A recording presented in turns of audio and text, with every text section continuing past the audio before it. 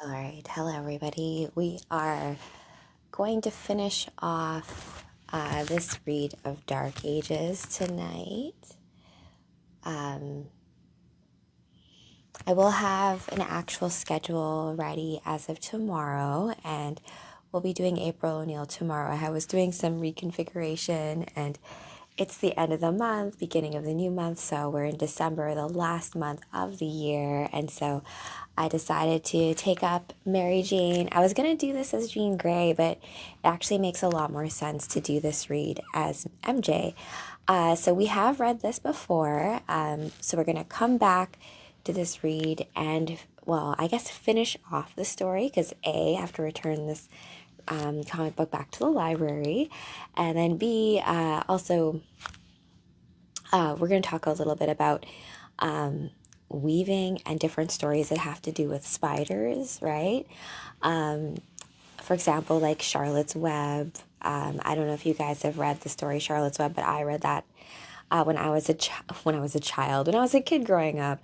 The movie we watched, I remember in school. I remember this is December, right? So this is like winding down, getting into winter break, and so your teacher would read you guys stories or like roll in like the TV and like you'd watch like Holiday, like Willy Wonka and the Chocolate Factory, that kind of stuff. Hey, Jonathan Hopkins, welcome to the live, you guys. And Scott Summers, I know I was supposed to do Jessica Cruz on Saturday, but I have some announcements in terms of 2026. I'm working on having my own radio station.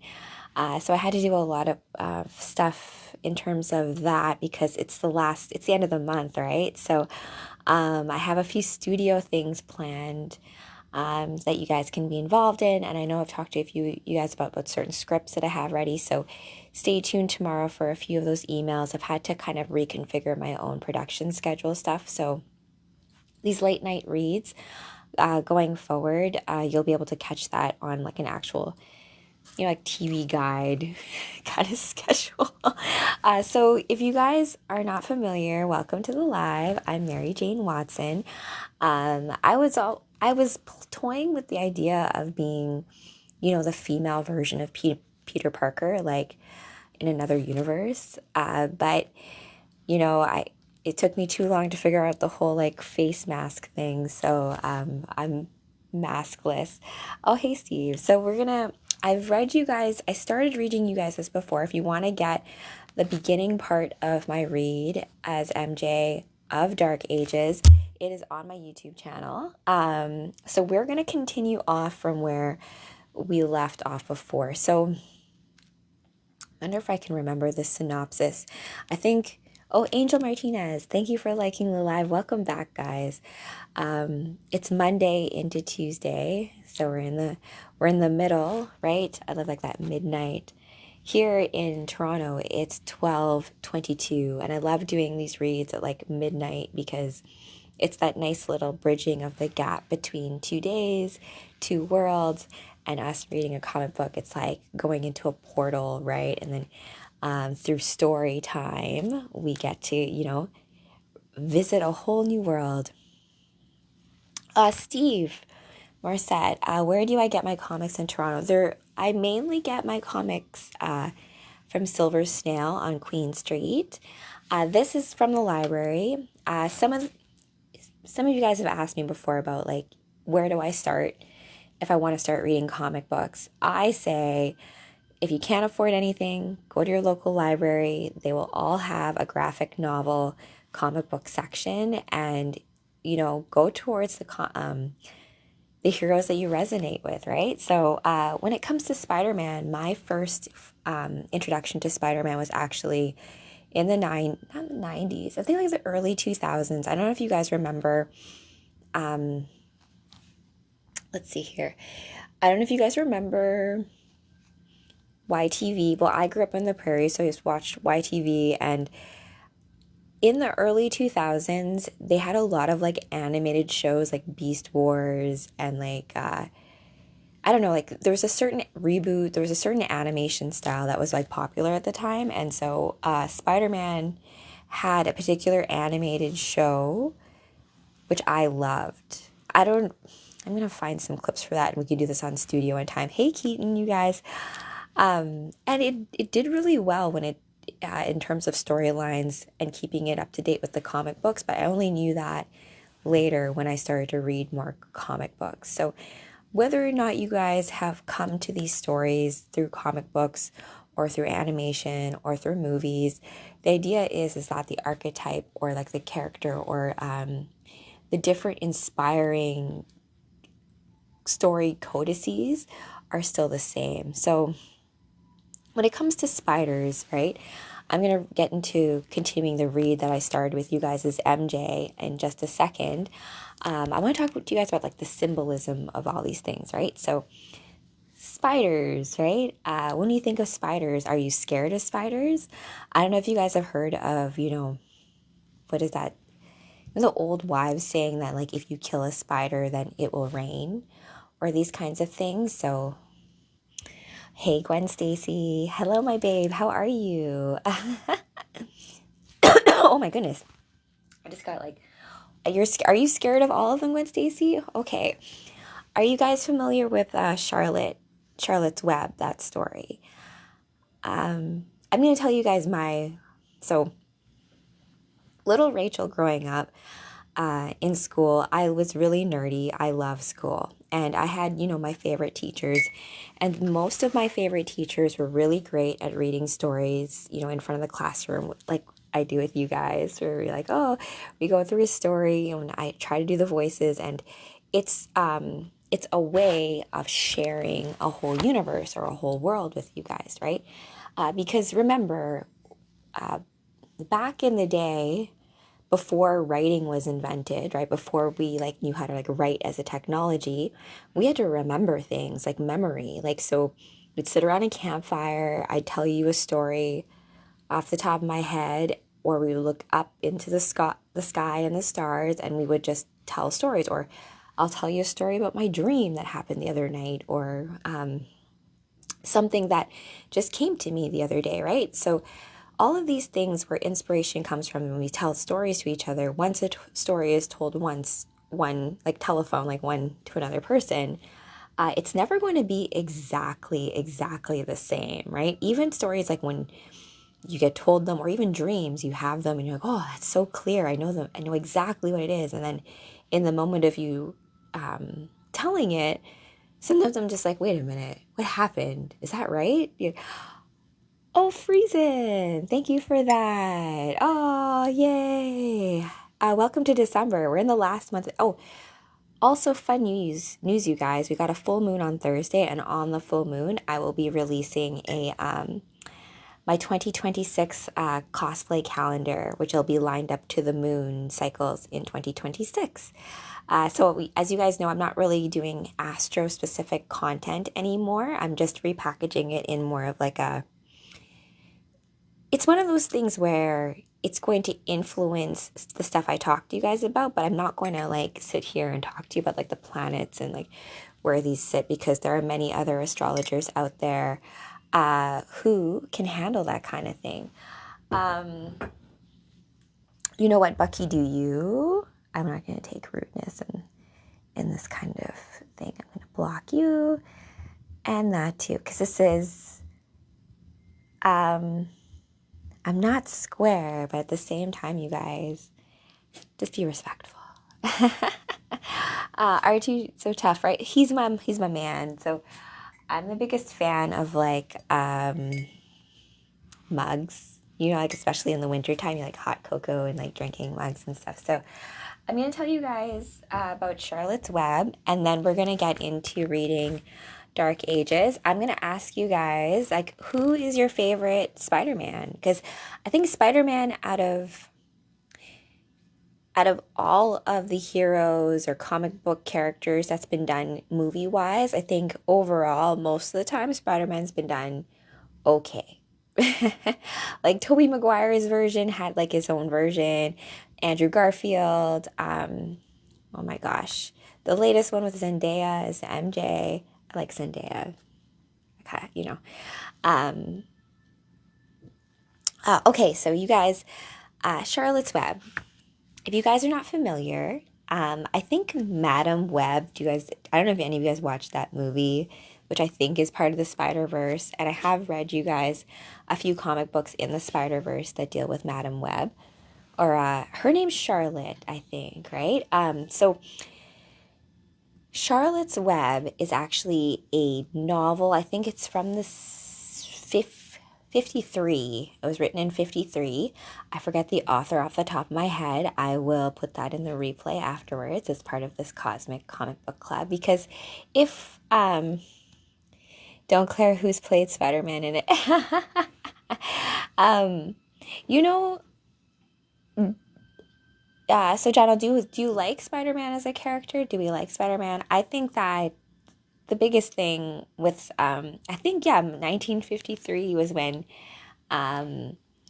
Charlotte's Web was written. And there was a movie that came out. And I just remember Charlotte's Web really, really vividly because I remember being like grade 5 or 6, and watching that movie on like those little TVs that like the teacher would roll in when it would be that. I don't have a favorite Spider-Man character, Gwen Stacy. Do you like Spider-Gwen, the whole Spider-Verse, that whole version of it? Like there's also the Miles Morales, I guess, how would you want to call it? Storyline of Spider-Man. And the beauty of comic books, I find, is that you can have multiple versions of characters and they can all be true, right?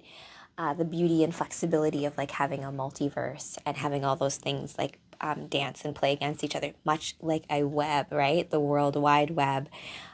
In the Nag Hammadi, in like Indian cosmology, you have the concept of Indra's web, this shared dreaming, the different bubbles of realities that all kind of bounce off each other. And so you have your whole world and your reality, and it bounces off of others. So Charlotte, this way it kind of goes is it comes from this whole, I don't want to say it's like a tradition. Yeah, let's call it a tradition. It comes from a tradition of stories where you use animal characters, let's say, as a way to talk about themes of like friendship and love and honor and stuff like that. So in the story of Charlotte's Web, you have Wilbur, who's this like little pig, and he's the runt of this litter of piglets.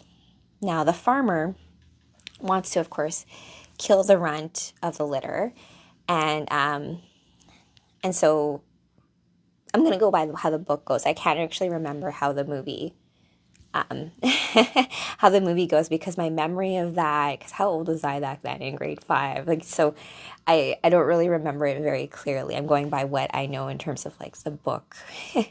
So Wilbur was like a runt piglet, and he was gonna get killed by the farmer, but a little girl, of course, as little girls do, did not want the runt of the litter to be killed. So she begged with her father, like, please don't kill the little piglet. So Wilbur, the runt, was raised kind of like as a pet by the little girl. Now, the little runt eventually grows up to be like a big pig, right? As runts sometimes do. And at this point, the farmer dad sells Wilbur to a farm. Now, at this point, Wilbur's not like a normal pig. He's been like raised as like a little pet for this little girl. So he's not really like a normal kind of piglet. And so he comes to the farm, and then the other animals, like some of them are like, you know, the mother like duck is like, you know, friendly. It's like, hey, welcome to the farm. And like some of the other animals are like, oh, you know, they're just going to eat you, you know. And Wilbur's like horrified at this prospect. Like what the ram, I think, tells him like, oh, you're going to be ribs or something or something. And Wilbur the pig's like, they're going to eat me? So he comes to this revelation that he's been sold to this farm away from his like from his girl, right? To basically say, oh, I'm going to be slaughtered and I'm going to be eaten as a pig. So at this point, he's mourning his fate in the barn, and Charlotte, which is who is a spider, she's a barn spider, right? Looks very scary if you look at pictures of the barn spiders. Like I'm personally, Gwen Stacy, also afraid of spiders, but I've learned to be like if one of them's trapped in the house, I'm not gonna like automatically smash them. You try to find a way to like let them out, some things like that, right? So Charlotte the spider, she comes down with her little web, and Wilbur's crying like, oh, this sucks. And Charlotte comes down. She's like, Wilbur, what's the matter? And in this world, right, all the animals talk to each other. Animals all talk to each other. Us as human beings, I feel like as kids, we know we can talk to animals, but we get older, we like forget how to do that. So Charlotte asks Wilbur, like, what's the matter? And Wilbur's like, they're going to eat me. I'm a pig. And Charlotte thinks to herself, I forget how it happens, but she weaves a word, I think like that pig or something, or like, oh, it's that pig, like above his head, right? And she basically does like a headline for Wilbur the pig. And so her doing the spider web above Wilbur, the next morning, of course, you see a word. It looks like a miracle, right? So this makes Wilbur this like big tourist attraction, right? Because they think like, what the heck is this? Like, why are these words just appearing on top of like this pig, right? So, and they do different words like radiant or like amazing or like these different things that like are like these wonderful flashy headlines, right? And Charlotte's very smart, right? Because could you imagine if she put up the word like delicious or like succulent kind of thing, right? So the type, and I think there's a really big lesson in there, right? Like one being that like the power of friendship, like an unlikely friendship between a spider and a pig, meant that Wilbur, instead of being slaughtered, ends up being like this celebrity. He begins being like this performing pig, right? And he gets to live out his long life at the farm, right? As like a prized farm animal, right? But of course, Charlotte herself lives at her normal lifespan, and this is part in the movie and in the book where like you cry because Charlotte passed, like she dies, right? And Wilbur has to mourns her death, and her descendants go on and they live with Wilbur as well. But it's like this idea of like this unlikely friendship, this unlikely pact that happens between two houses, right? Pig and spider, right?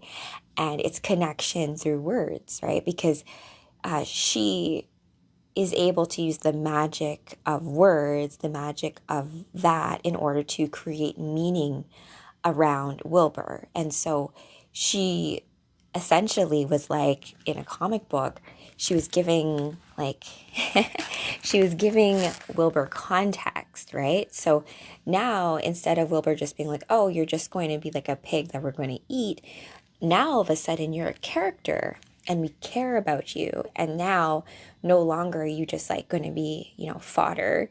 You are something to be celebrated. So, and I think it's something to realize that we can do that for each other, right? We can give meaning to each other's stories by our choice of words and how we choose to look and see each other, like truly see each other. Thanks, Anthony. Gwen Stacy, I love childhood cartoons of Wilbur the baby cow. Oh yeah, yeah. So, these little stories, like they seem so silly, right? Or like the tortoise and the hare, or these kinds of little fables, right? Or these tales that seem so silly, and they're like, oh, they're just for kids. But remember, the child in you never leaves you, right? And so to remember, like, to also nourish your inner child with certain stories that, it can be hard sometimes to be constantly watching like this, like dystopic future stuff, or like, certain science fiction, or really like dramas, or these certain things that can be almost like really heavy and hard to watch or hard to go through if you're an empathetic person. But I think there's a good practice in watching certain stories or learning. Like some movies are meant to be hard to watch, right? Because we're meant to feel something in it that the filmmaker or the storyteller is telling you, attempting to convey to you. So that being said, let's get into the read for tonight, you guys. We're going to finish off Dark Ages.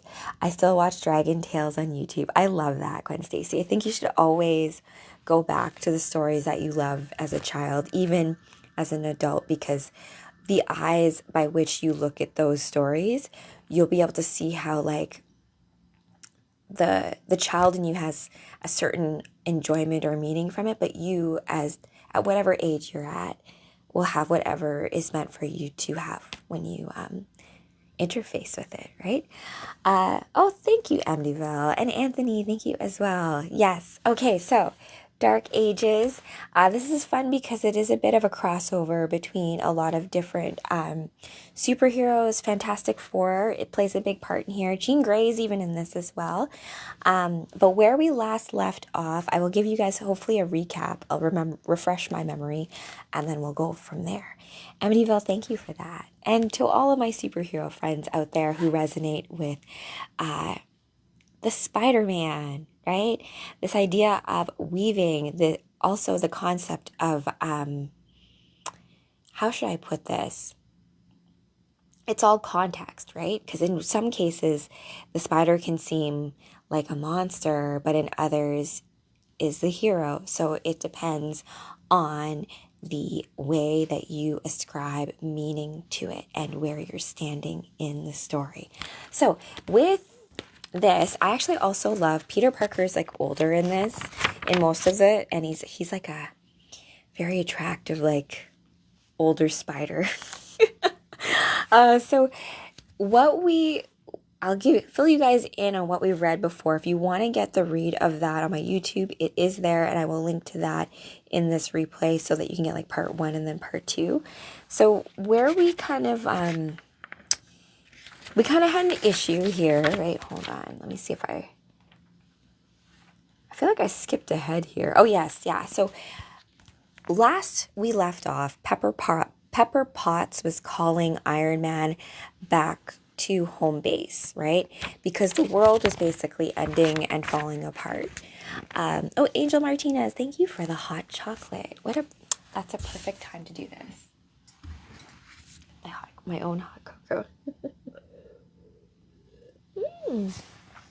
Daddy Money Man, hey birthday twin, welcome to the read. We're doing part 2 of Dark Ages, and I am MJ, Mary Jane Watson. Hello.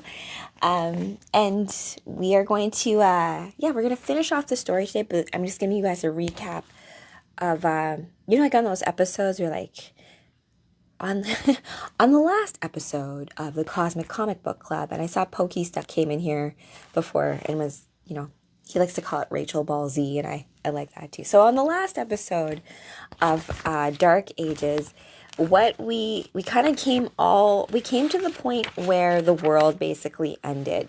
So let's see here. Everyone kind of fell by the wayside. Oh, yes. So we started off with like Iron Man dying. I don't know if I think Pepper might have made it, but he's racing back to like meet Pepper. He makes it to her. We're on part 2. So he's gone, and I think there's a few other, let's see if I can.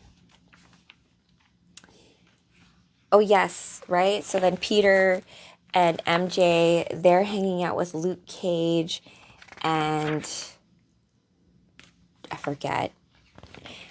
Anyway, so we're basically just getting some background as to the world before it ended. And I'm just trying to get a handle on... Oh yeah, okay, let's go from here. Yes, Jessica Jones. Yes. I know, Pokey. I've had to... It was the end of the month, so we had to do some reconfiguring on this end. So good news is, though, I have some fun stuff planned for 2026, and it'll be good. All right, guys, let's take a look. The world is ending. He was named Uatu, the Watcher, your typical intergalactic being of immense power who spent all of his time watching the Earth from the moon.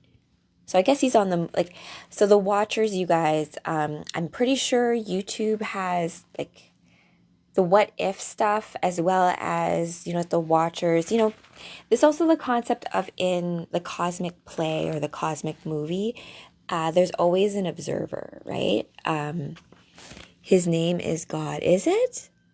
Hey Laura, how's it going? Welcome back. What if it's on? It might be. He is featured in both seasons of What If. I'm not as familiar with Uatu, you guys. So I will preface this. I am not as well versed in Marvel's multiverse. We will have to do that with Jean Grey.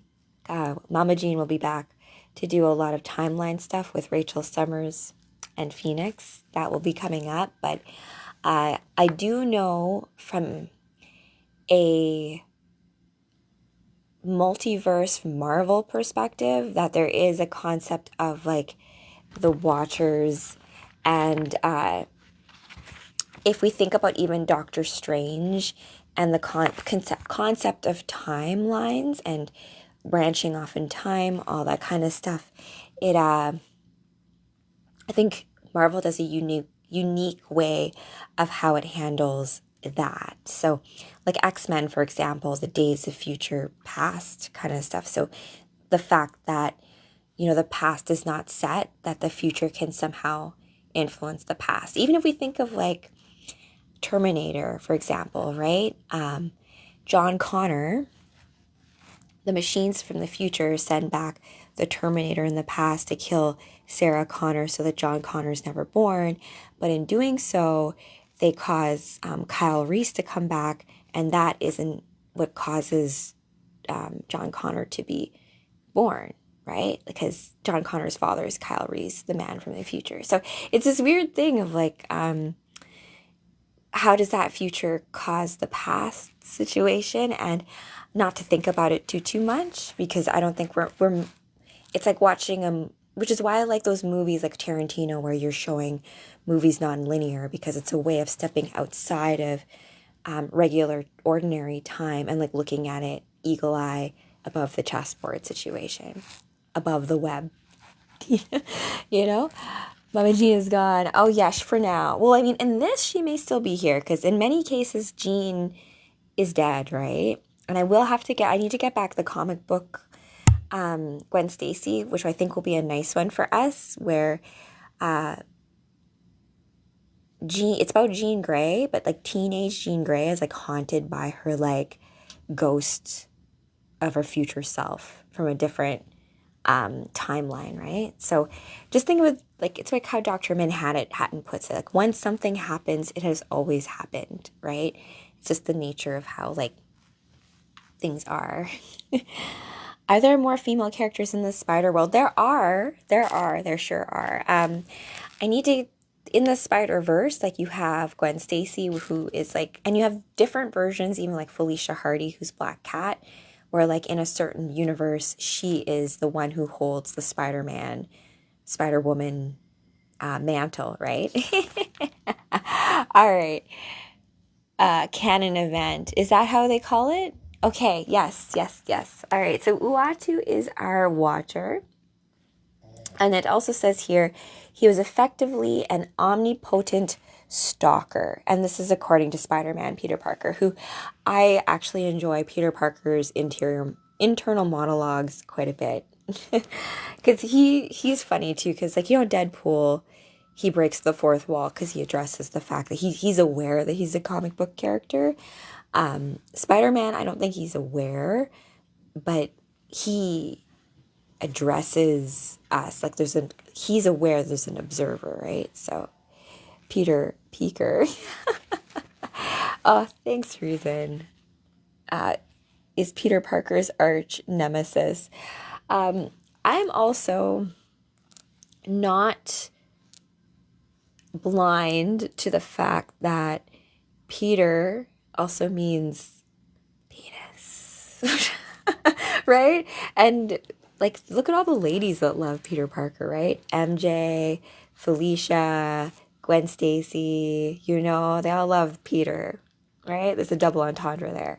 Just like how Dick Grayson, right? Nightwing, all the ladies love Dick Grayson too. And Dick is also, penis. So I just think it's kind of funny.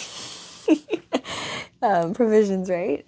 All right, guys, let's continue onward. So I think where I last left you guys was, where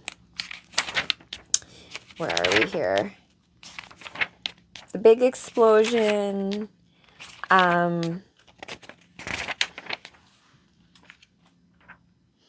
thought, oh yes, yes, yes. The last where I left you guys, I'm going to read from here onward, but last I left you guys here was when MJ, it's cute, Marcus. I'm going to read you where I'm in the comic book too, right? Okay. So let's go back a little bit. This is a really nice panel as well, how he's driven. Okay.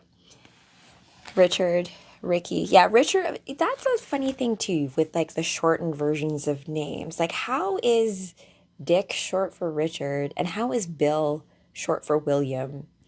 What's the other one? Hal Jordan, like Green Lantern? Hal is apparently short for Harold, right? I'm like, I thought it was like Halliburton for some reason. I don't know.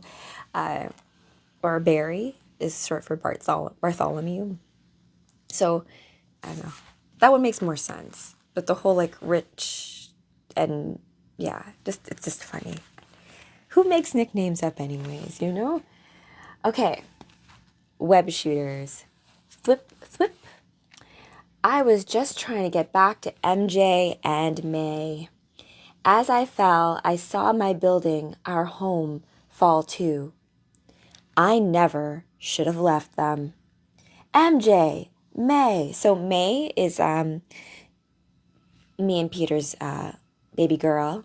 We named little baby May after Aunt May, right? Nickname for William was Will. Yes, but also Billy, right? I think, right? Bill. Don't quote me on that. I think it's because like I have someone in my family that has that going on. All right, so Peter's on his way back. He's screaming out, MJ, May. Peter, she was helping the last people evacuate when the building came down. Jess, Luke, please help me. Help me. And so he's digging through all the rubble because MJ, being MJ, went in to try to help her neighbors, right? And then, my God, the world was dark. But there was still some light. And then you got our little one here. And MJ. Hey there, Tiger. Hey there, Mary Jane. And so that was 7 years ago. So now we are now in our future time. We have caught up to our read from last time, and we're going to continue onwards. Dark Ages with MJ. Welcome, guys. 7 years ago, the world we knew ended. We built another world, a world to be proud of. But years after the lights went out, after the end, came the apocalypse. Dun, dun, dun. So that's where we left off, officially. So let's jump right back in. After our world went dark, people were scared and grieving, and their fear and hurt turned into anger. There were wars fought over borders, resources, ideologies. It was chaos. Yes, Gwen Stacy, what's your question? If you're in the story, I'm not sure. I actually haven't read this one lately. So I've had a lot of stories lately, all like tumbling around in my head. So, but between the initial earthquakes, the loss of power and wars, billions of lives were lost. But then cutting through all that fear, rage, and chaos, came some voice of calm. It doesn't have to be like that. It doesn't have to be like this. And you can see it's Jean as Phoenix flying through in her little energy bomb. Well, I'll call it a bomb, little ball. It doesn't have to be like this. And a message started to spread. It doesn't have to be like this. It does not have to be like this, children. So remember, the world ended. And so we can end up with this whole Mad Max dystopic kind of thing, right? Or perhaps we can build something better, something kinder, something from the sacrifices of those who came before. Are you and Peter still in that apartment after y'all had your third job? You know what? I feel like me and Peter will always keep things simple, right? And New York City, I was blessed to actually visit New York City one summer in 2007 or so. So I can see me and Peter keeping that old apartment in Brooklyn no matter what, right? And always go back there to visit, even though you can have, a summer home elsewhere, right? There is no city like New York. Okay, down here. Hey, and you can see Deadpool.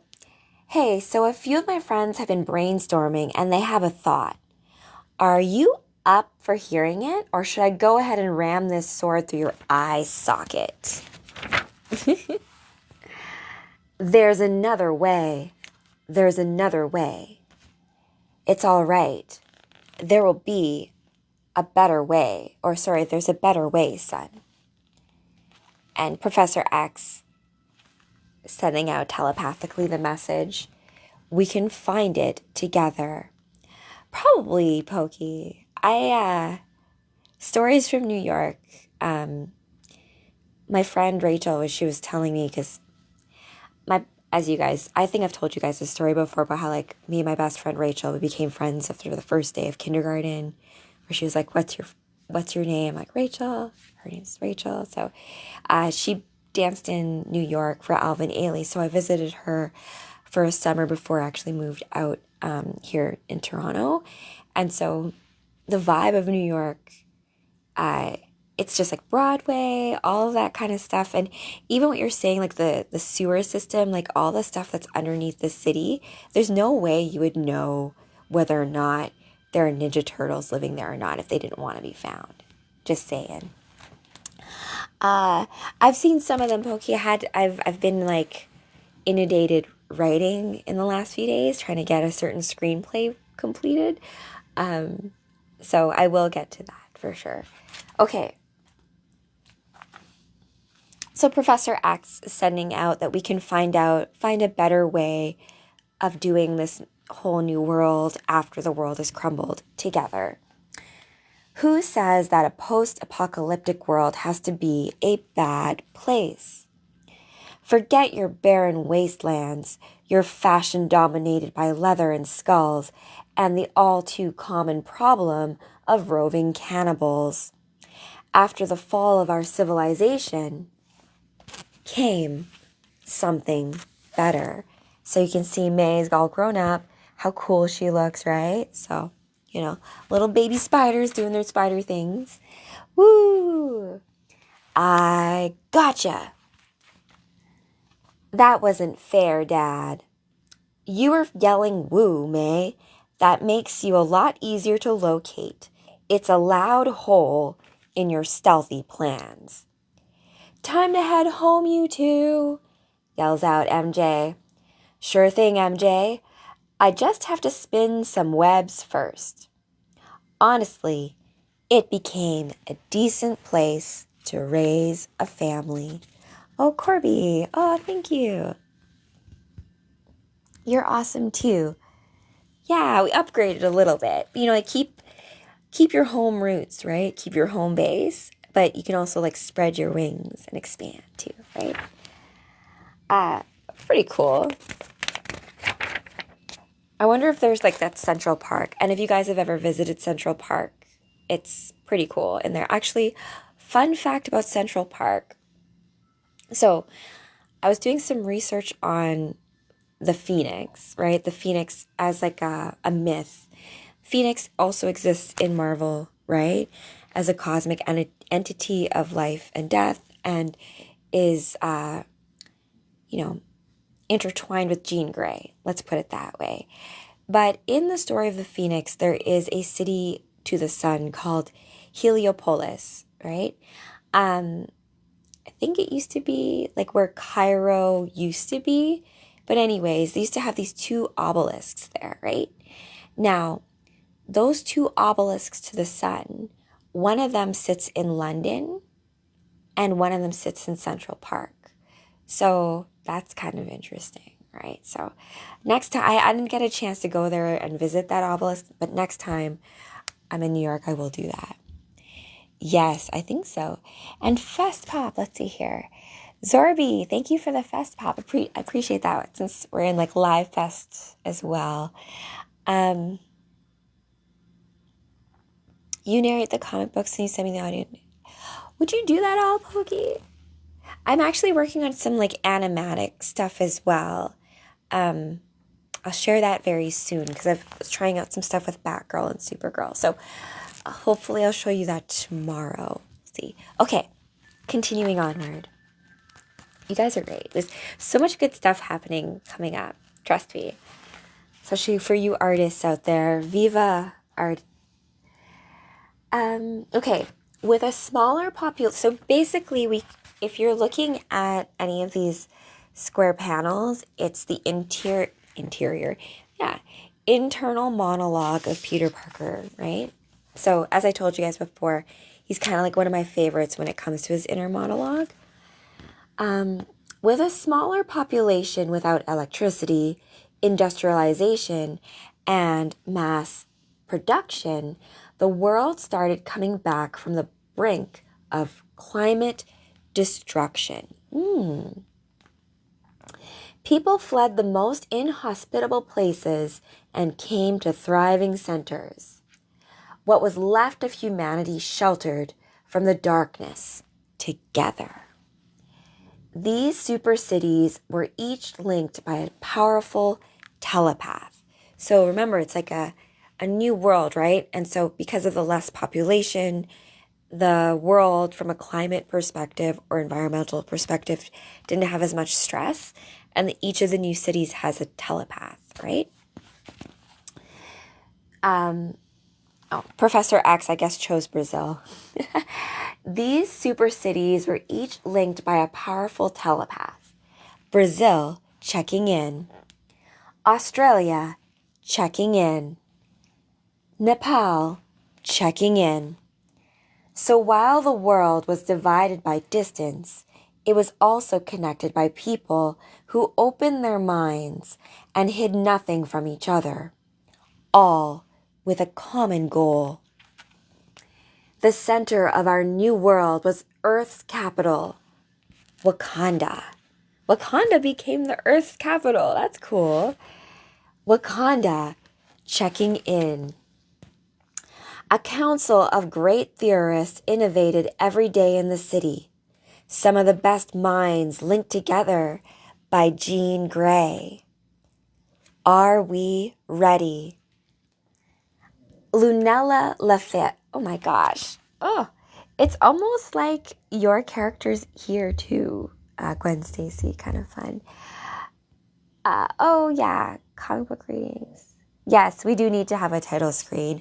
Also too, for stuff that ends up being audio version, I need to kind of work on how that would look like in terms of narration as well, right? Because, oh yeah, leaving the TikTok sound only with no comments. Yeah, exactly. Just the read without the extra stuff. Oh, Barbara's definitely it's like you read my mind, Gwen Stacy, kind of thing. Okay, so let's continue onward. A couple more pages. I'm getting notifications from empty rooms. Okay. Where are we? Oh, yes. So it's kind of fun here. So Jean Grey is actually part of this new world, which is kind of interesting because in many stories, Jean Grey is like dead usually. Yesterday is my original character Sydney Richards' first birthday. Happy birthday, Sydney. She's here, right? Jean Grey's here to help link all the telepaths together. Yes, I agree, Oliver. The art is really nice in this one. Because remember, every time you have a comic book, anytime you have these different stories of different characters, how they're drawn, it all looks different, right?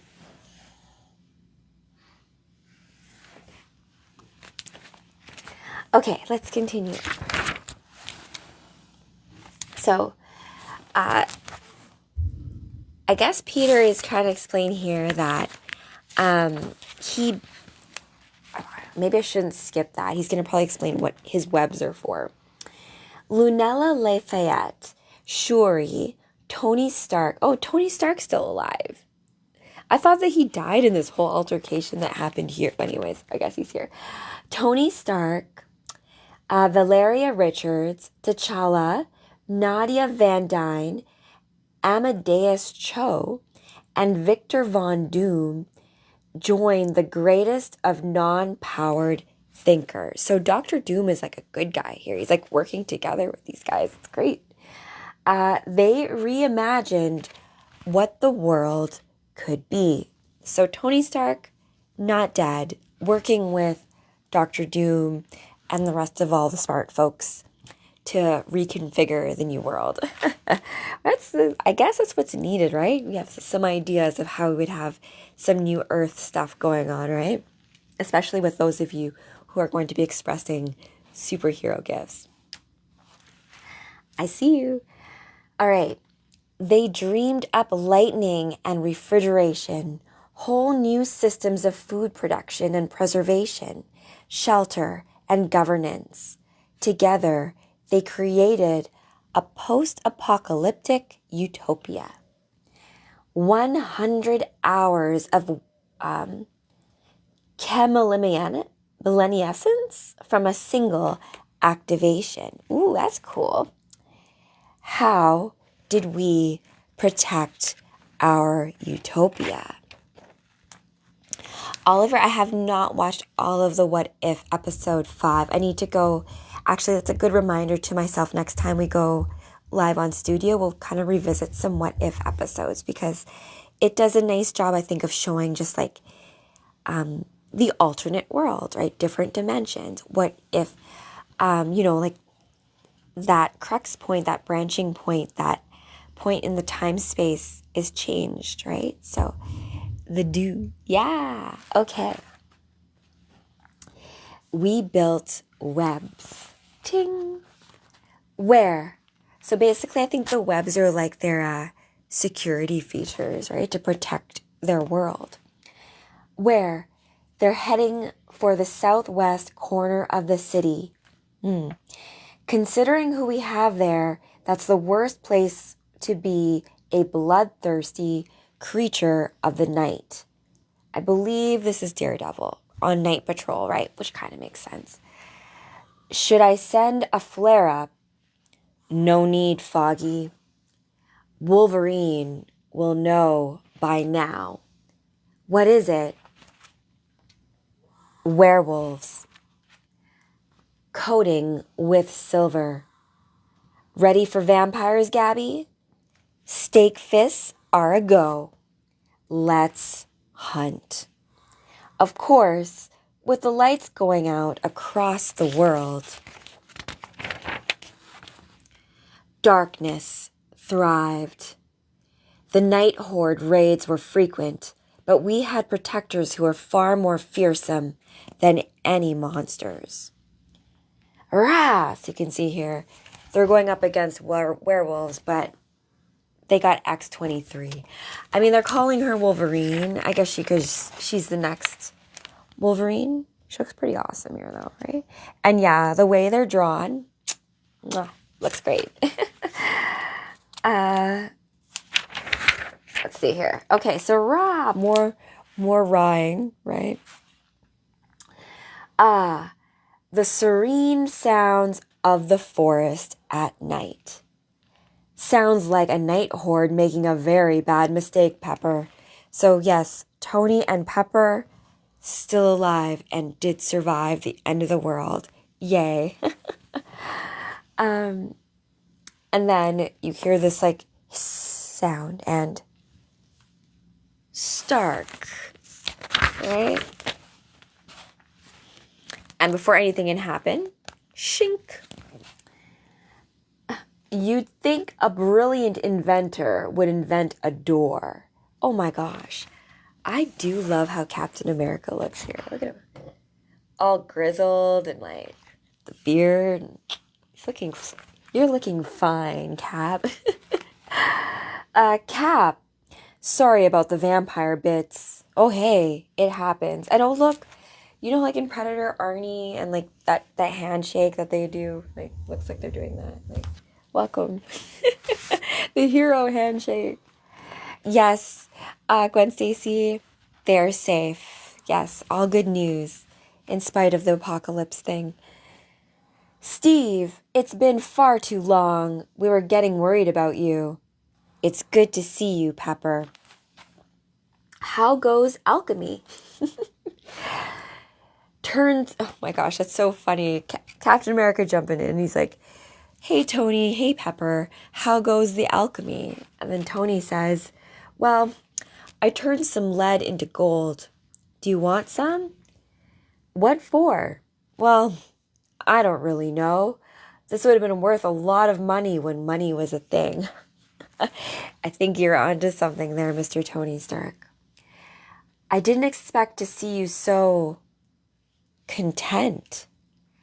I'd say a less exciting life suits the both of us. We're standing in Dead Vampire right now.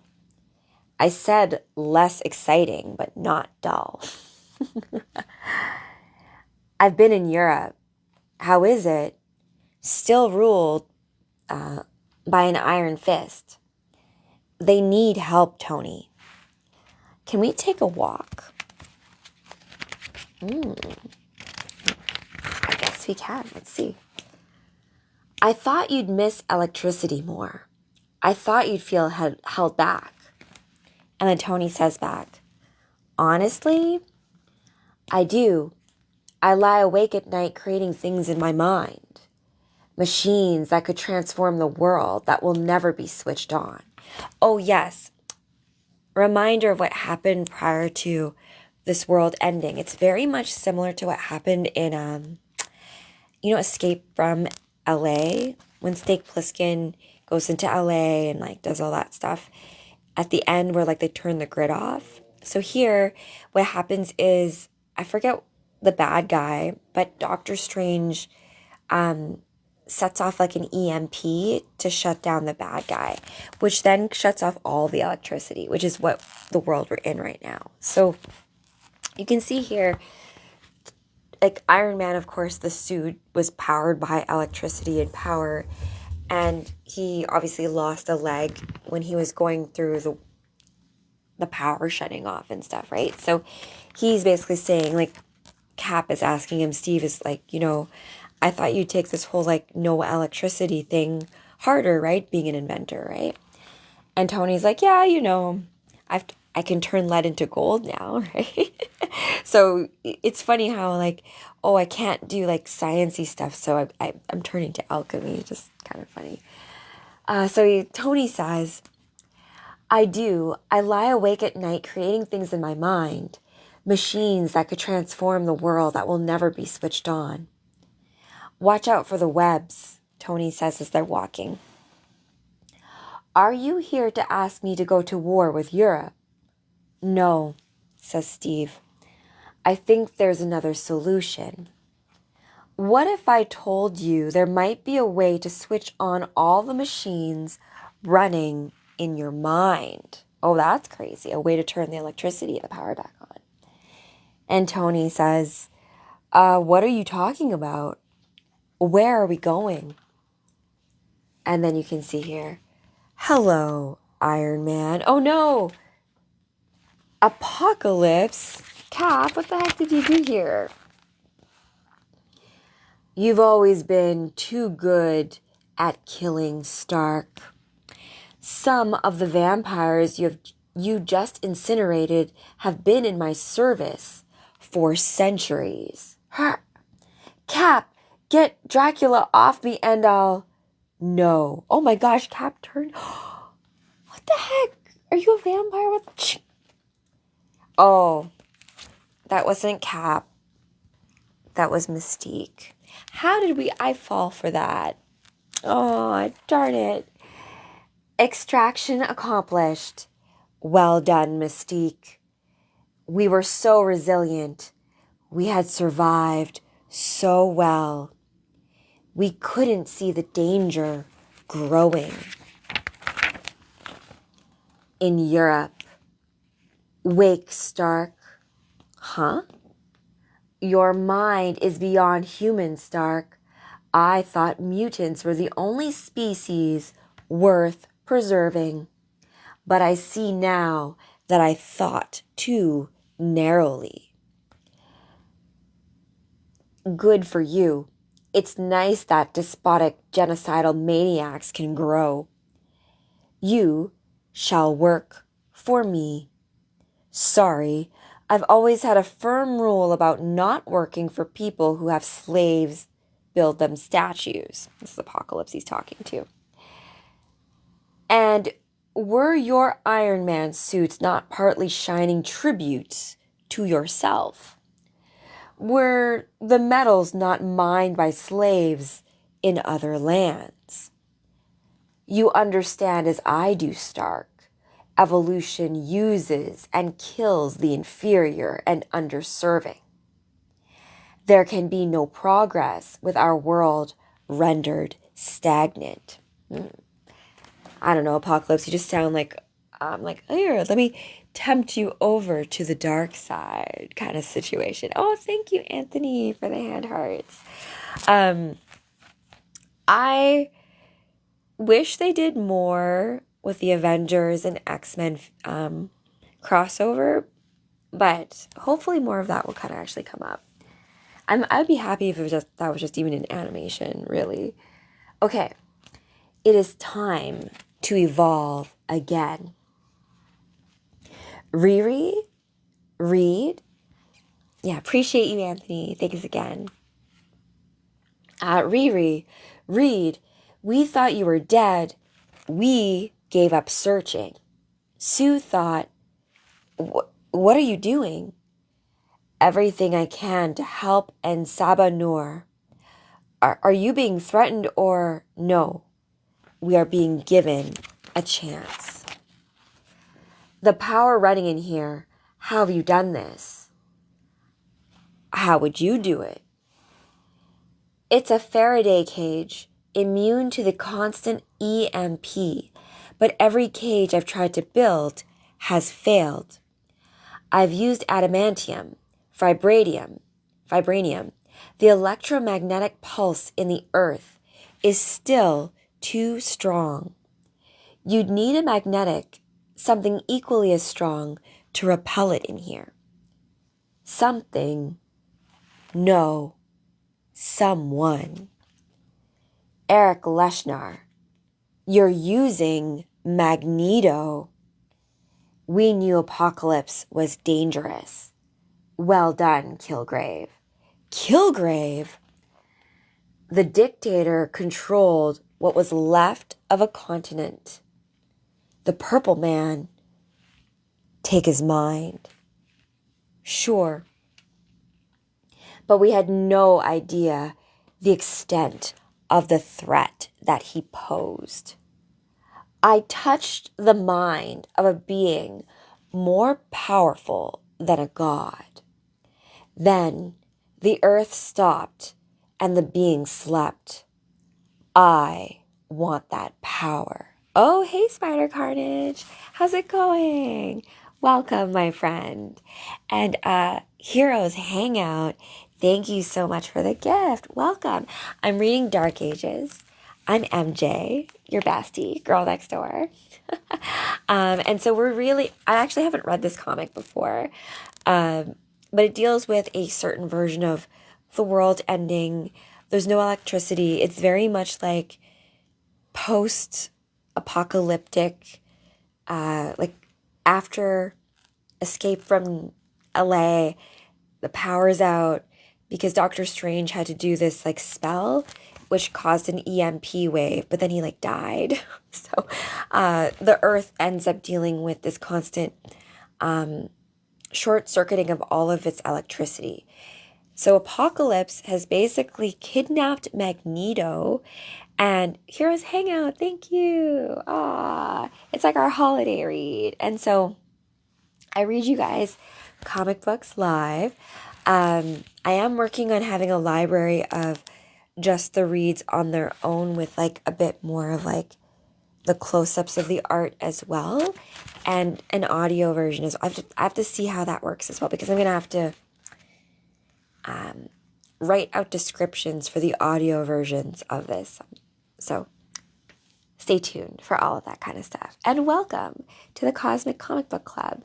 I was going to do a little spider mask, and we did talk earlier today about the symbology of spiders, right? And how, just like dragons, or even in this story, Dr. Doom, Magneto is usually a bad guy, but in respect to stories, who's bad and who's good, and the meanings are really attributed to everything around it. Like context is how we get meaning. So yeah, baby dragon power, Gwen Stacy, right?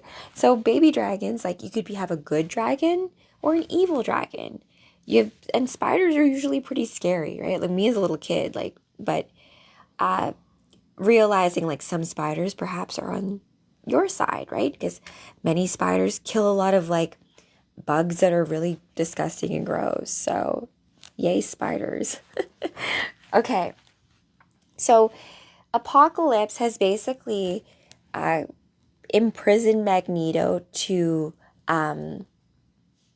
right, Oliver? Yeah. So it's like how sometimes, like, do you guys, if you have like a favorite villain, oftentimes we can empathize with the villain because we too have perhaps gone through things in our lives where we have made certain choices and ended up in certain situations where, oh, you're going to think of me as the bad guy, right?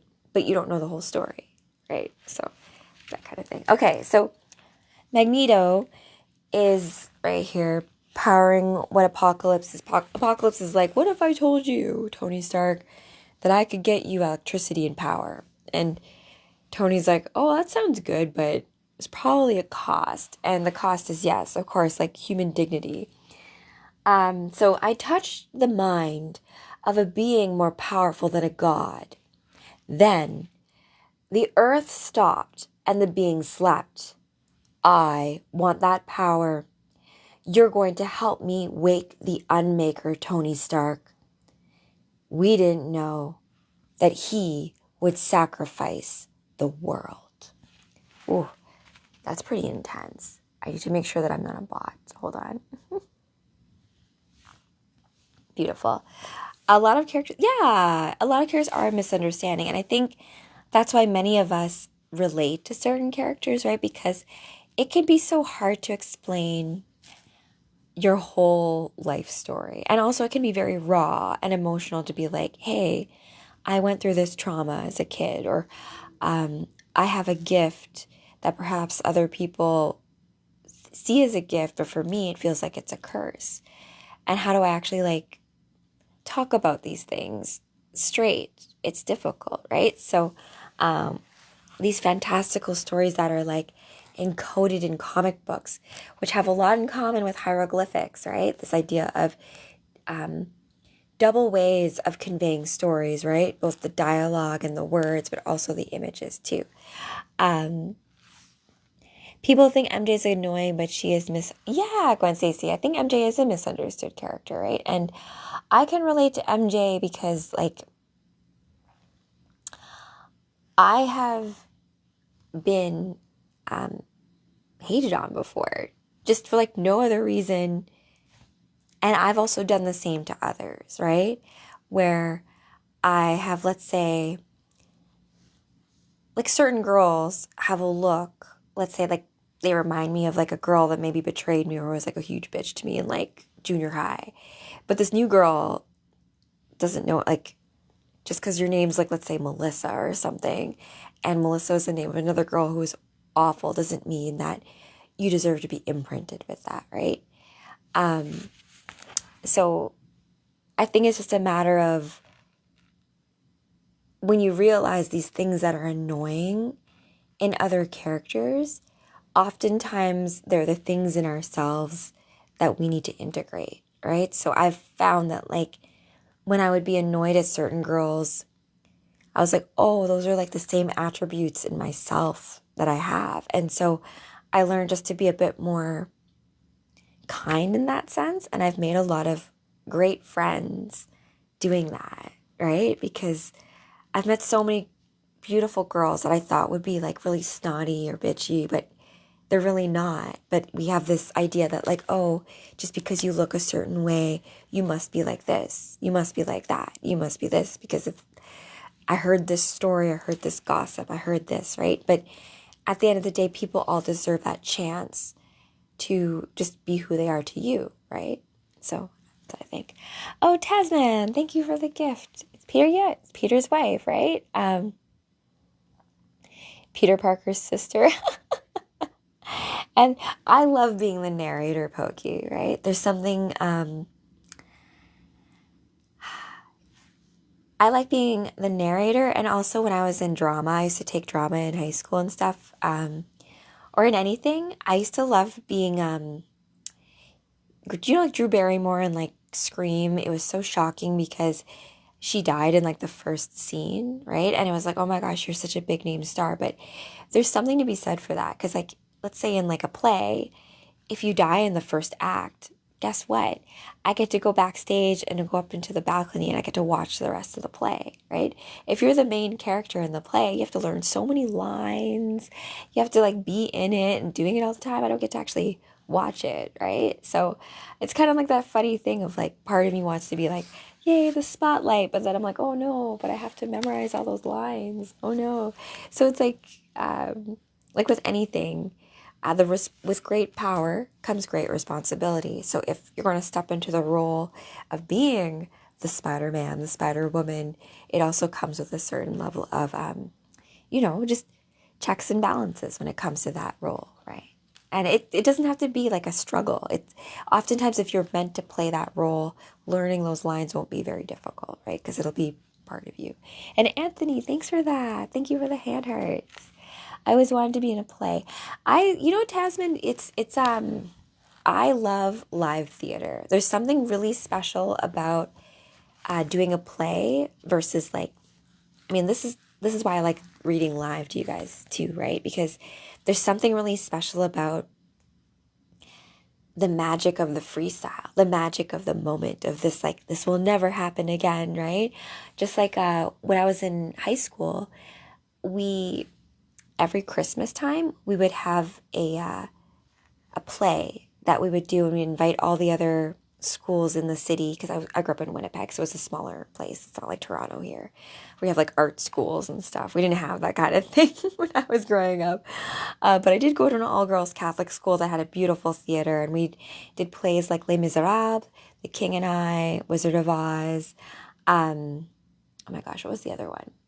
But I choreographed a lot of them. And what you noticed is that you will do a play on, let's say, Thursday night, Friday night, Saturday matinee and night, and Sunday matinee. And each of those shows, even though it's the same script, the same play, they will be different because of the audience, because of whatever will happen on the stage. Like someone will forget a shoe, or like it's just each show is just different, even though it's the same story, right? It's the same show. So I think that's the beauty of the live when you have the base source material too of it, right? So thanks, Joey. I'll take that as a very sweet compliment. Okay, so back to where we were. Dark Ages, continuing onward. Tony's still alive.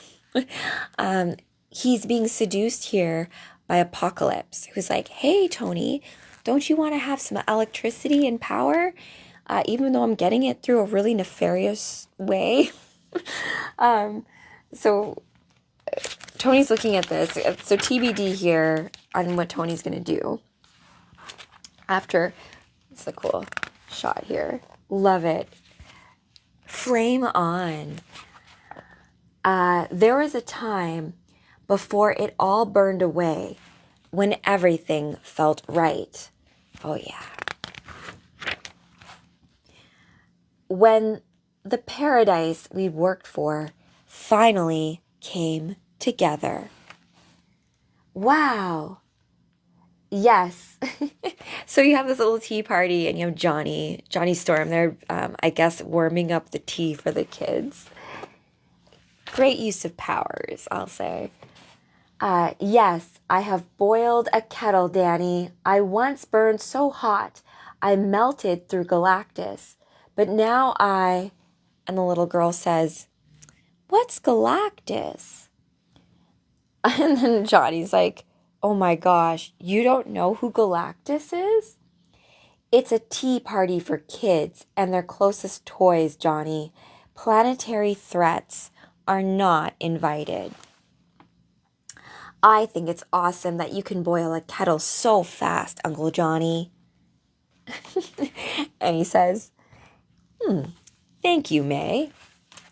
Tea? Sure. Oh, that's cute. Luke Cage and Johnny Storm having a tea party with May and all her friends. So Peter Parker's kids. Stuffed elephant? Why not? Jess, good timing. Danny, would you like to offer your mother a cup of tea? And then Jessica Jones is like, gives this face. What's happened? I do love, look at how Johnny Storm looks here. Look at how amazing he looks. Oh.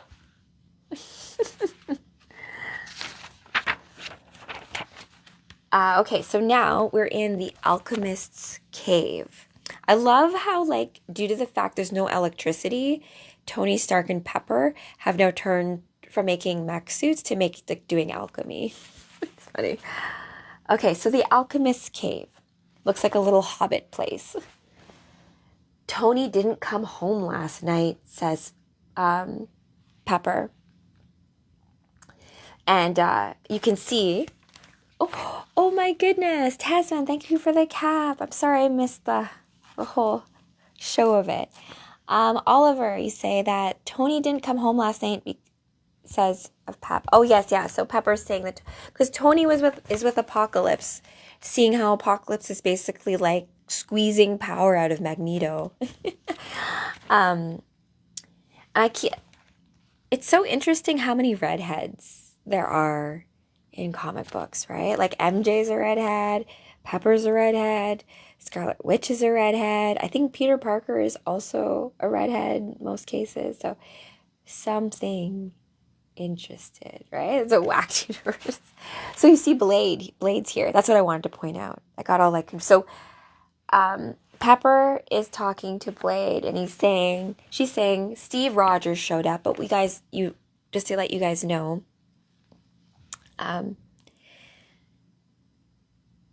it wasn't Steve Rogers. It was Mystique in like shape-shifty pretending that she was all hot Steve Rogers.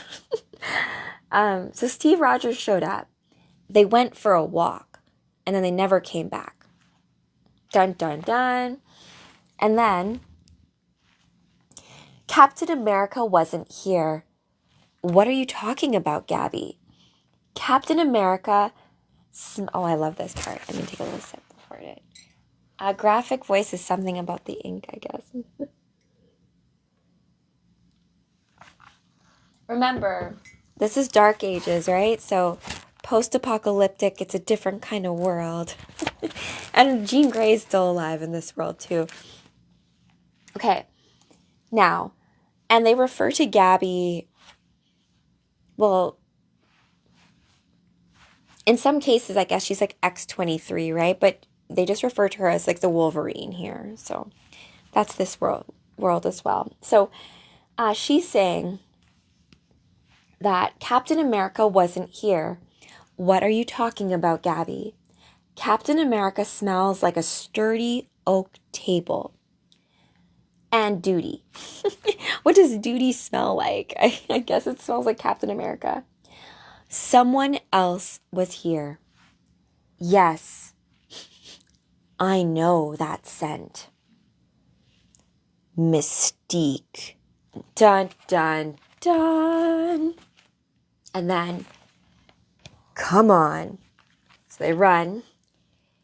We dealt with a night horde attack on the other side of the city last night. It could have been a deliberate diversion. Tony fell here, or was knocked down. He bled a little, but not too much. Mystique wasn't the only one with him. No, and Stark put up a fight. A lot of vampires died. Pepper, I'm sorry. I know who was here. I know who took Tony. And that's so funny, Gwen Stacy. We're on the same wavelength. You know, like that synchronicity wave, or a song will pop in your head and like a song will pop in someone else's head at the same time. Is that Doom? Yes, because Doom's a good guy here, you guys. Right? Like Doctor Doom, Tony Stark, and like the telepaths, they're all like work together in this post-apocalyptic world to actually turn it into like a good place, right? And I feel like for me, comic books, when certain stories come to me, it's like the right time, right? Certain lines, certain things, whatever you're going on in your like regular life, it's weird how sometimes like something in like a comic book universe will be like, wait a minute, that's like the advice that I want to hear, right? Like speaking of vampires, you know the movie The Lost Boys? Is it Lost Boys, right? Yeah, The Lost Boys with Kiefer Sutherland and Sexy Sax Man guy. That song is pretty good, actually. When we do our live set tomorrow, I think we're gonna include it. But where was I going with this? Oh yes, in that movie, for them to fight the vampires, they actually go to a comic book store, because in the comic books, there's the key as to how they're able to defeat the vampires. So there's a tell to that, right? Like how like in these stories, in these comic books, in these like fantastical tales, perhaps there are clues as to how we actually like win the game, right? How we actually get a an edge, right? The magic weapon, the magic clues, the little boon, the little treasure on the end, right? So that kind of thing. Yeah, Lost Boys. It's a pretty good movie, actually. Very 80s, you know. I love the 80s horror stuff, and also like the soundtracks in a lot of these movies bring you back to a certain time, because I look at it this way. It's like if those who are not afraid to face the darkness and the scariness, you can be there to like hold the lantern for others, right? Find the way out, the wayfinders out of like, you know, for those who are like still finding their footing and that kind of stuff. My sister, she can only watch horror movies when she has like other people around. She's like, I can't watch them by myself. I'm like, for me, I can't read horror. Horror movies are fine, but I have a hard time like reading like by myself, like by candlelight. Like I don't know, it's my own consciousness would make it too scary. I need people around me so it can be like it's like a shared social experience. All right. Now, without further ado, let's continue onward. I'm going to go on for another 20 minutes, and hopefully I can get through. Let's see. I'm going to have to skip ahead so that I can actually wrap up this, because I have to actually return this to the library tomorrow. Okay. So we've got Doom here. They've now figured out that hot Captain America guy who showed up was not actually Captain America. It was Mystique, all shapeshifty. So she tricked Tony to coming out, So Apocalypse has basically abducted him and is trying to, I guess, convert him to his side by, like, tempting him with electricity and such. So Doom says here, if Apocalypse has taken Stark, we need to recover him immediately. And it's like, oh, I'm surprised to hear that you care, Doom. He doesn't, Johnny. He just sees the threat. Stark is the greatest weapons maker who has ever lived. Tony is far more than that, Lunella. Don't delude yourself. His mind is built for destruction. T'Challa, the paradise you're trying to create here will go up in flames. It's interesting that Dr. Doom is saying this about Stark, right? Funny too, right? Because Robert Downey Jr. to play Dr. Doom, and he also played Tony Stark. Just funny. Just funny. Okay. We need to retrieve him, says Dr. Doom. In the hands of Apocalypse, Stark is a ticking time bomb. And Pepper then says, I think she's kind of like, I would be offended. I'd be like, listen, what are you saying about my man? What do you say? Like, you, Dr. Doom, are calling my guy a ticking time bomb? Come on.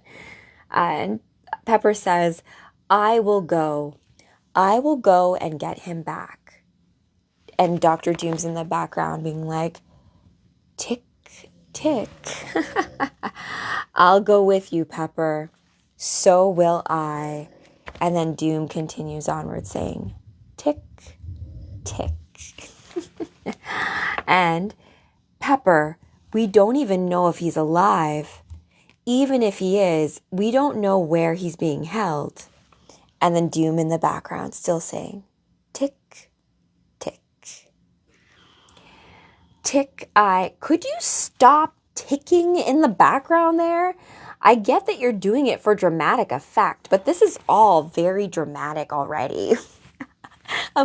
Johnny freaking out. We have spent years avoiding conflict with Apocalypse and his forces. We cannot rush into this, says Black Panther. We do have someone who can rush into this, however. Quicksilver? So the Black Panther sent a scout. The idea was that Quicksilver would be in and out of the base before anyone ever knew he was there, faster than even Apocalypse could detect him. And he could have done just that. What? If it wasn't for what he discovered. Now remember, Quicksilver and Scarlet Witch are Magneto's children, right? So if Quicksilver is going in there to scout, he's going to see the fact that his dad is, a prisoner. And there you go. Magneto sees him and says, Pietro, no! And there's a big explosion. Oh no, because I think that, Quicksilver, being Quicksilver, he's trying to actually save his dad. So he runs up.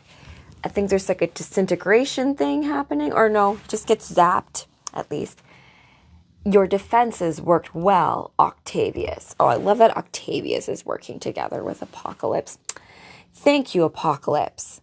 Should we lock him away with the others? No.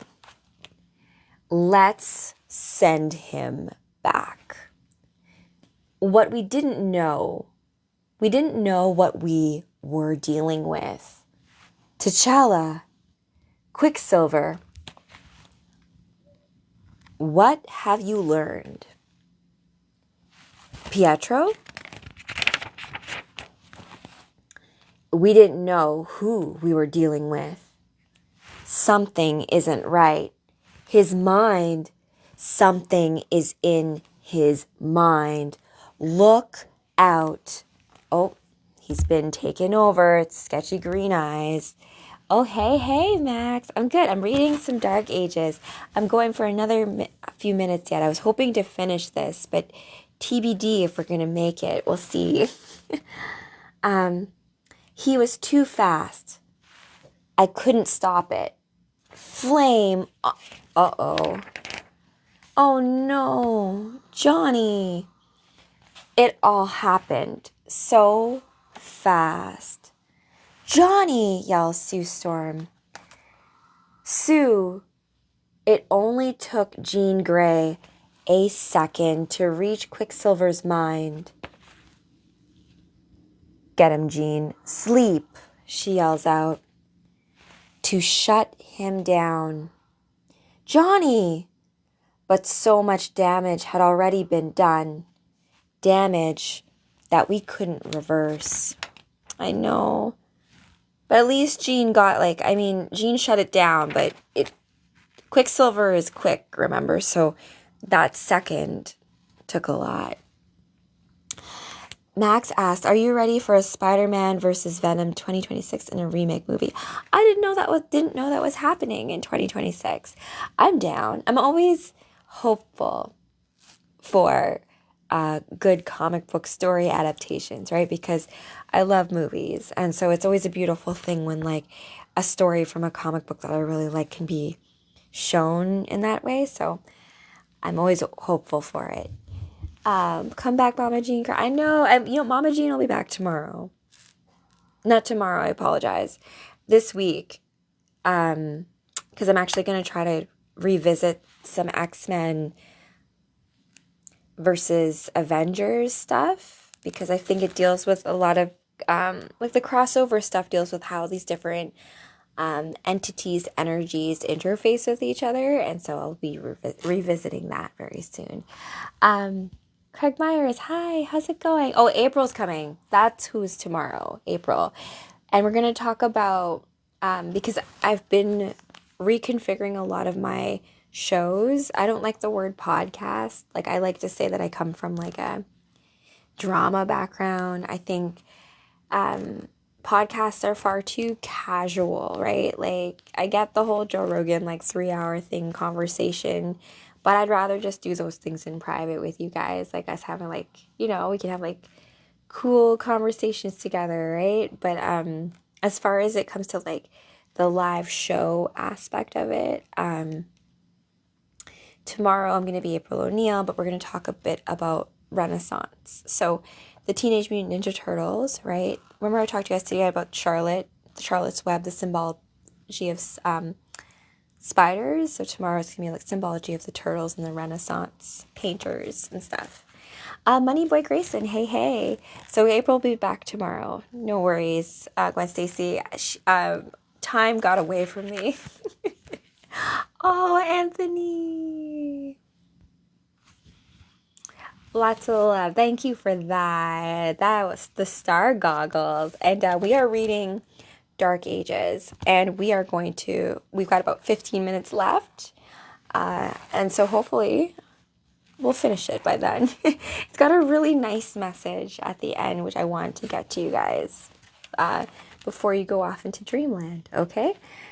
So Quicksilver was sent off as a scout by Black Panther. He saw the fact that his dad was in this prison. We don't know what happened to him there, but when he came back, his mind was taken over. Jean Grey shut him down, but not before he caused a lot of damage. Now, let's see here. Oh, yeah. So he gets stabbed by some sort of looks like some magical artifact. And Johnny is flaming. And I think that's a thing to kind of talk about as well. With all of these powers, levels of control, how you're able to wield that power. So the flame on, right? Human Torch. I think once he gets stabbed, it's with whatever that artifact was, it's almost like he can't control it. So he's saying here, Sue, I can't control it. You have to get away from me. You have to run. And Sue grabs a hold of his face, and this is her brother, right? So, bro, I'm not leaving you. No, I'm not going anywhere. I am not leaving you. And my friend, Johnny Storm, burned away. Oh, the heck? Sue saved so many of us. But despite all of her power, she couldn't save him. Oh my gosh, what a, oh no, Johnny. And then I knew what I was doing. I could see it all, but the purple man, I couldn't. Sue, I'm so sorry. It's not your fault. It's what Kilgrave, that purple guy, I guess he's the one who like takes over the minds. I'm not familiar with him as a character as much, but it seems like he's one of those like psi power people who can take over minds and such. So Quicksilver is now in the in bed, bedridden, healing after like the mind control from Kilgrave, and he's apologizing to Sue because obviously Johnny Storm is now gone. But they're saying, like, Jessica says to him, it's what Kilgrave does. I know what it's like to have that bleep in your head. None of this is your fault, Pietro. And then Black Panther continues saying, what did you see? They have a pyramid full of electricity. Sue says, impossible. They have my father trapped in the middle of it. Magneto. If I was trying to build a Faraday cage against the EMP and I was an actual monster, that is how I would do it. Did you see Stark? I did. They were working on something.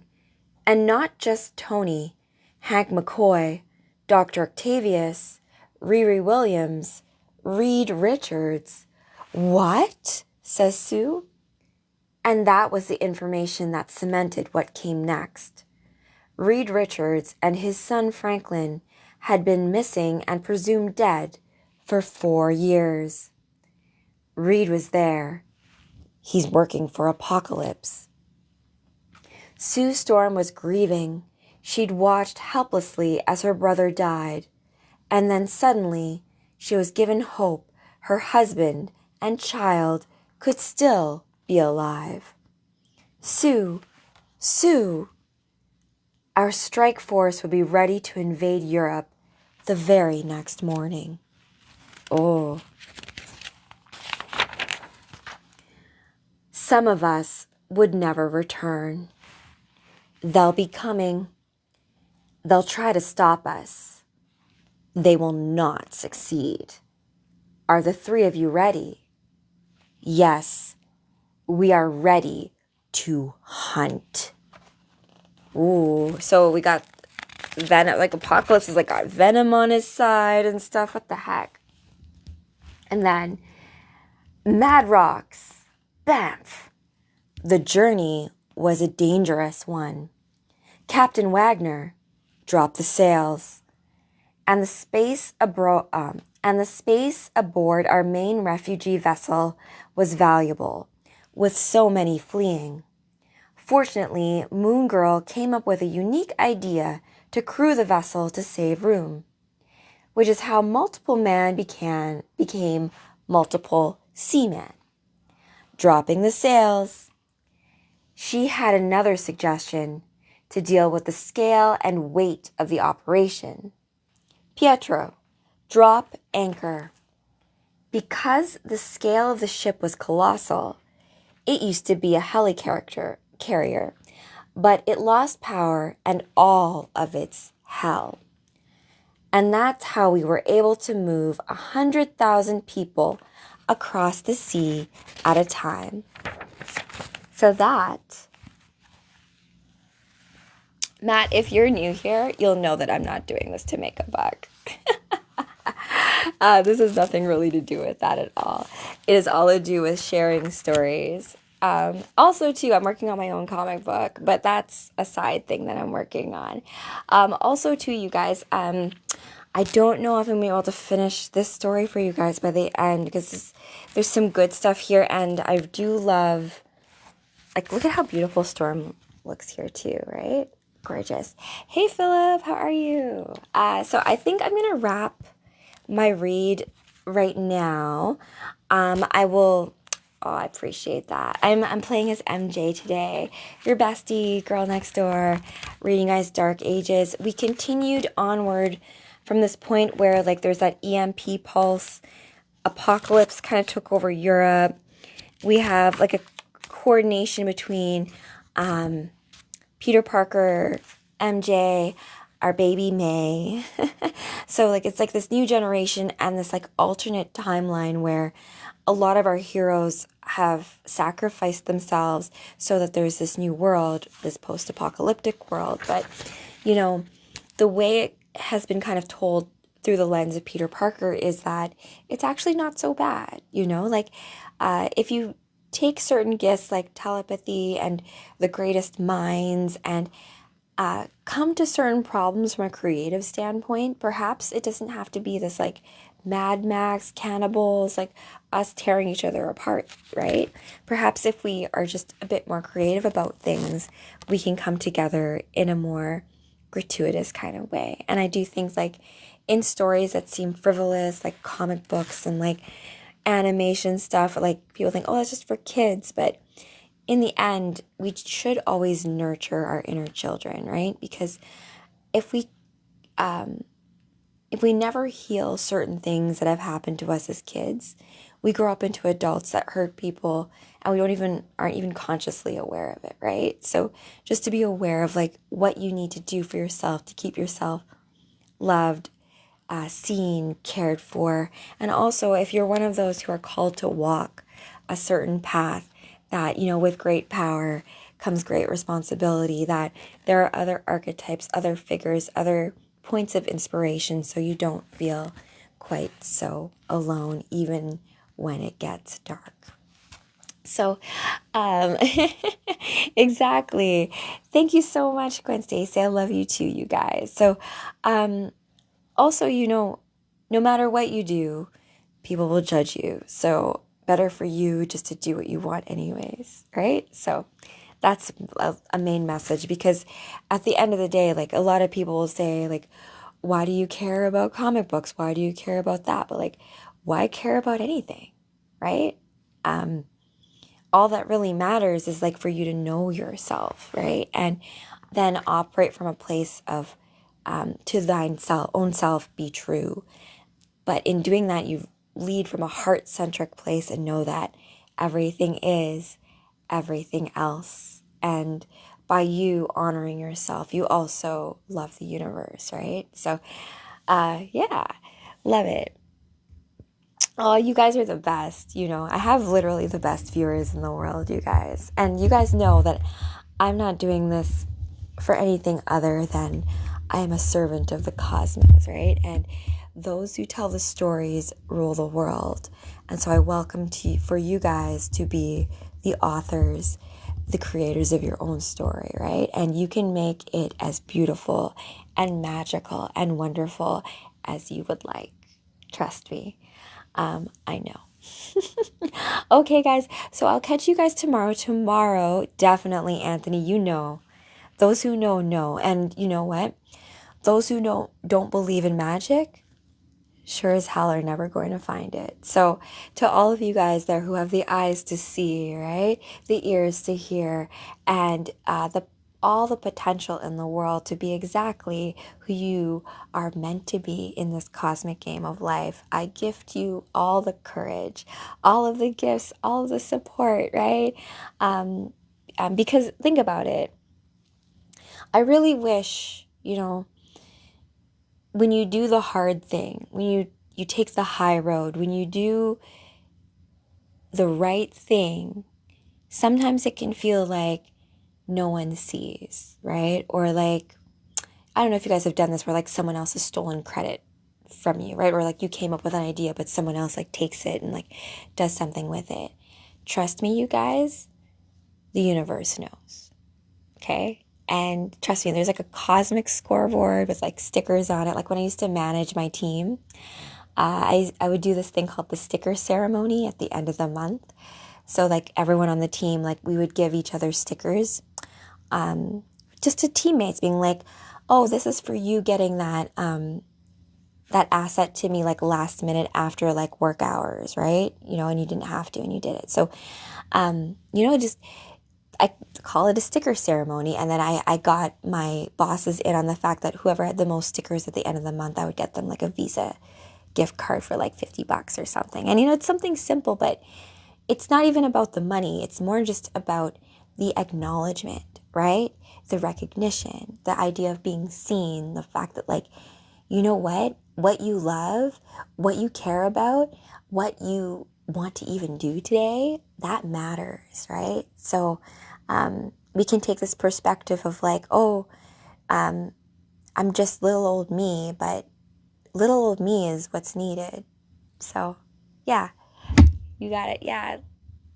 Yeah, Gwen Stacy, I know. Like but that's the thing, right? So I was talking to a girl on Sunday, and I don't know, I just get vibes about people, right? I just asked her a question because she worked a lot with like addictions and stuff, and I was like, what are your thoughts on the idea that children who are sensitive or telepathic or perhaps are gifted are more likely to fall into these into addictive loops, right? End up struggling with certain things like drug abuse, or the system takes them because there's no space for the magic in our world, right? We've like taked out the mystification of stuff. So, and she agreed with me. And I was like, you know what? That's a thing, right? So why not believe in something a bit more fantastical, in miracles and that kind of stuff? It's a lot more fun than believing in the bad stuff. And we're going to have to deal with that anyways, right? So hope for the best, prepare for the worst, but always hope for the best. You never know, right? It was very annoying. Like you did not ask me though. Yeah, exactly. So, you got to just walk your path, Gwen Stacy. I'm telling you, so I tell people, I don't want people to all agree with me either.